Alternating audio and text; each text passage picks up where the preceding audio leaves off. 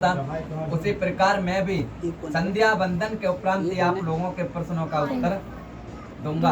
आज ऋषियों ने कहा ठीक है महाराज, हम लोग भी संध्या आदि कर्म से निवृत्त हो लें, क्योंकि शास्त्रों में लिखा है कि तस्मार्थ लंघेत संध्याम सायं प्रातः समाहित उलक्ययति यमोहात सा याति नरकम दुर्गम।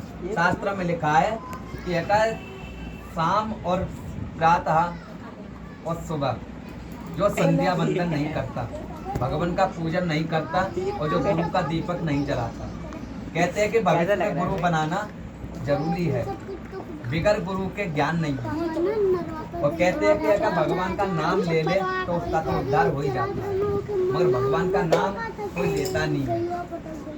तो कहते हैं कि शाम सुबह दोपहर भजन नहीं हो पा रहा तो एक समय भगवान का भजन कर ले।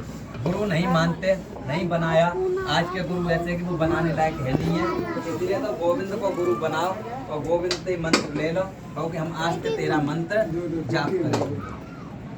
जरूरी नहीं कि माला लेके बैठो, अपनी बत्ती लगाओ, चाहे का दीपक जलाओ, ओम नमो भगवते वासुदेवाय कहो, क्योंकि 5 साल की अवस्था में ध्रुव और प्रहलाद ने ओम नमो भगवते नाम लेकर के विष्णु भगवान को पा लिया। बोलिए श्री सत्यनारायण भगवान की जय। अर्थात जो आलस सायं संध्या नहीं करता वह मनुष्य अवश्य नरकगामी होता है।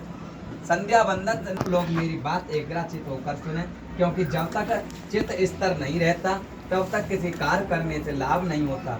कहते हैं कि मन बड़ा चंचल है, कहते हैं कि भजन करने भी बैठो तो मन उतंग जाता है। कहा है कि भगवान ने कि आदत बुरी सुधार लो बस हो गया भजन, और मन की तरंग मार लो बस हो गया भजन। जिसने अपने मन को काबू कर लिया वो सबसे बड़ा भजन कर लेता है, और जिसने अपना मन को काबू नहीं किया उसका भजन व्यर्थ है। अनेक लोकों में घूमते फिरते हुए मृत लोक में नारद जी आए, और मृत लोक में आकर नारद जी ने देखा कि सभी मनुष्य अनेक प्रकार के कष्टों से पीड़ित और अनेक योनियों में जन्म लेकर अपने अपने किए हुए पापों का परिणाम भुगत रहे हैं। आज प्राणियों को इस प्रकार का कष्ट में देखकर नारद जी का मन दयार्द उठा और वे अपने मन में विचार करने लगे कि इन प्राणियों का कष्ट किस तरह दूर किया जा सकता है। ऐसा सोचते हुए विचारते हुए नारद जी विष्णु लोक को गए, और विष्णु लोक में पहुंचकर नारद जी ने देखा कि शुक्ल वर्णधारी भगवान विष्णु 4 भुजा से युक्त हैं, और क्रम से उनके 4 भुजा में शंख चक्र गदा एक पद विभूषित है, और उनके गिरबा में वनमाला सुशोभित हो रही है। ऐसे देवादिदेव भगवान श्री विष्णु को देखकर नारद जी स्तुति करते हैं, हे भगवान आपको मेरा साष्टांग दंडवत है। साष्टांग दंडवत की विधि शास्त्रकारों ने इस प्रकार बतलाई है।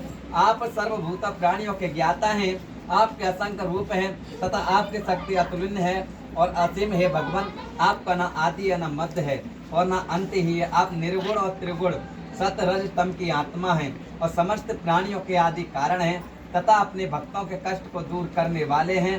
तुलसीदास जी ने भी लिखा कि नारद जी के मुख से ऐसी स्थिति सुनकर भगवान ने उनसे पूछा, हे मुनिवर आप किस उद्देश्य से आए हैं, आप मुझसे क्या मांगना चाहते हैं? हे महाभाग आपके मन में क्या बात है, आप मुझसे बतलाइए, मैं उसका उत्तर अवश्य आपको दूंगा। आज नारद जी ने कहा, हे भगवान मैं मृत लोक में गया था और वहीं से आ रहा हूँ। मैंने मृत लोक में जाकर के देखा पृथ्वी मंडल पर सभी मनुष्य दुखी हैं, उनके लिए कोई ऐसा उपाय बतलाइए जिससे वो दुखों को छोड़कर सुख में रहने लगे और मोक्ष धाम को प्राप्त हो। कोई मनुष्य पृथ्वी मंडल पर दुखी ना रहे, ऐसा कोई उपाय बताइए। तो विष्णु भगवान नारद जी से कहते हैं, हे नारद जी ध्यान पूर्वक सुनो। अच्छतादी एक मंडप बनाई, जैसे हमने आज चौकी बनाया, एक चौकी पर अच्छा केला के पत्तों से मंडप बनाए, अशोक के आम के पत्तों से बंदरबार अपने गेट पर बांधे, सवा या मात्रा का कसार भूजकर शालिग्राम को ला करके और सभी भगवान को नवग्रह देवता का पूजन, स्वस्ति वाचन, जो जिस मौसम में जैसा फल मिले, जो भी मिठाई मिले वो विष्णु भगवान को अर्पित करे। दिन भर निराहार रहे, शाम के समय दंत दावन कुल्ला दातन करने के बाद जो दोनों समय का वक्त मिले श्री सत्यनारायण भगवान का आस्था रख के कुटुंब परिवार को, मित्र नातेदार को बुला करके विष्णु भगवान का पूजन करे, और कथावाचक ब्राह्मण को बुलाकर नवग्रह का पूजन, स्वस्ति वाचन, सब भगवान का पूजन करने के बाद में ठाकुर जी को स्नान कराने के बाद में श्री सत्यनारायण भगवान का पूजन करें।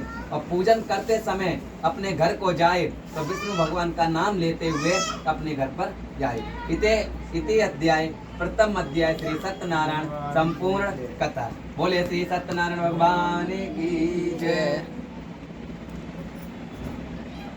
बोतल है बोतल